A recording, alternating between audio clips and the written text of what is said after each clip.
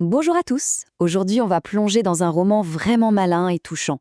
Numéro 2 de David Fontkinos.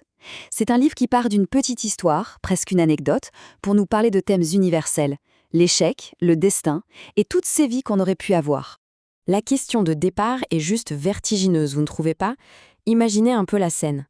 Vous avez 10 ans, des petites lunettes rondes, et vous êtes à ça, à un cheveu, de devenir le sorcier le plus célèbre de la planète. Et puis, rien. Le rôle est donné à quelqu'un d'autre. Franchement, que devient votre vie après un truc pareil? Eh bien, c'est exactement cette question que David Fontkinos va explorer. Et ce qu'il faut savoir, c'est qu'il s'inspire d'une histoire vraie. En 1999, pour le casting du tout premier film Harry Potter, la production a vraiment hésité jusqu'au bout entre deux jeunes acteurs. Le roman, lui, invente la vie de celui qui n'a pas été choisi, le fameux numéro 2. Alors, pour bien comprendre toute la richesse de ce livre, voilà le programme. D'abord, on va voir le point de départ du roman. Ensuite, on va suivre l'histoire de notre héros.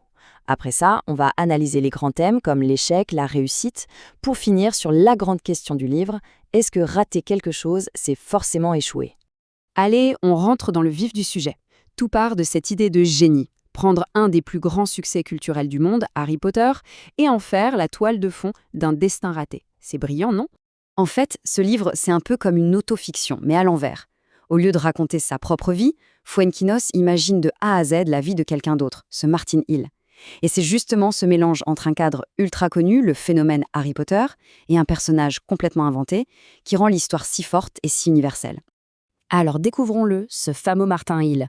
C'est une sorte de héros de l'ombre, un personnage dont la vie entière va être définie non pas par ce qu'il a été, mais par ce qu'il n'a pas été. Cette question, pourquoi lui et pas moi, va devenir une sorte de poison. C'est une rengaine qui tourne en boucle dans sa tête, une obsession qui l'empêche de vivre, d'avancer.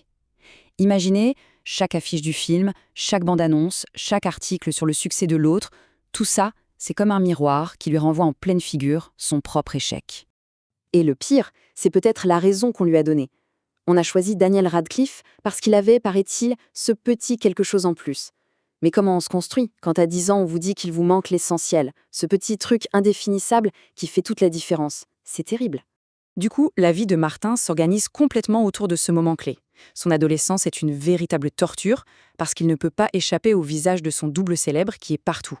Alors à l'âge adulte, sa stratégie, c'est la fuite. Il va choisir l'anonymat le plus complet en travaillant au musée du Louvre, le plus loin possible des projecteurs qu'il a failli connaître. Mais là où le roman devient passionnant, c'est que l'histoire de Martin est en fait un prétexte pour poser des questions qui nous concernent tous. Comment est-ce qu'un seul événement, un seul échec peut définir toute une vie, toute une identité? Alors Fontkinos, il explore plein de pistes. Bien sûr, il y a le thème du destin, et ce sentiment terrible d'être passé presque à côté de sa vie.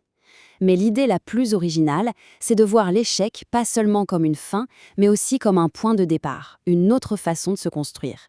Une des idées les plus fortes du livre, c'est celle du traumatisme invisible. Martin n'a pas eu d'accident, il n'a rien de cassé physiquement, et pourtant il porte en lui une blessure immense, profonde, mais que personne ne peut voir.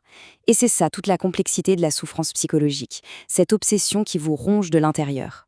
Et ce qui rend cette histoire super actuelle, c'est qu'elle parle très bien de la tyrannie de la comparaison.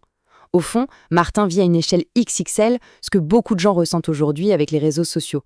Avoir l'impression que la vie des autres est toujours mieux. La différence, c'est que son seul point de comparaison, c'est le garçon le plus célèbre du monde. Et tout ça, ça nous amène au cœur de la structure du roman.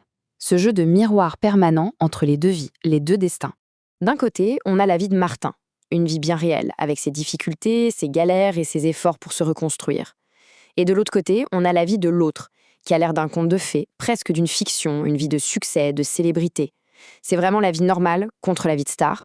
Forcément, ce face-à-face nous fait réfléchir. C'est quoi, au juste, une vie réussie? Est-ce que le modèle qu'on nous vend, c'est le seul qui existe? Est-ce qu'il faut absolument être célèbre pour avoir une belle vie? Le roman, lui, suggère que le bonheur se cache peut-être ailleurs, bien loin des caméras. On arrive à la fin du parcours de Martin. Et après tout ce chemin, toute cette reconstruction longue et douloureuse, on en arrive à la question finale, une question presque philosophique. On a suivi Martin dans son obsession, dans sa fuite, et puis tout doucement dans son acceptation. Et au bout du compte, il reste une question fondamentale qui flotte dans l'air. En d'autres termes, est-ce qu'un échec, même un échec énorme, définit tout ce que nous sommes? Le livre, bien sûr, ne donne pas de réponse simple. Ce qu'il montre, c'est que si Martin a raté Harry Potter, il n'a peut-être pas pour autant raté sa vie. Il en a juste eu une autre. Et c'est cette idée, pleine de nuances et d'espoir, que l'auteur nous laisse à la fin.